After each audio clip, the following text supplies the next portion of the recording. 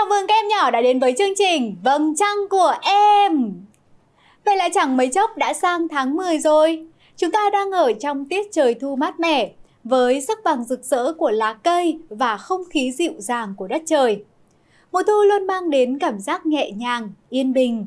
Và hôm nay chúng ta sẽ cùng thưởng thức một tiết mục múa vô cùng đặc biệt, mang đậm dấu ấn của mùa thu.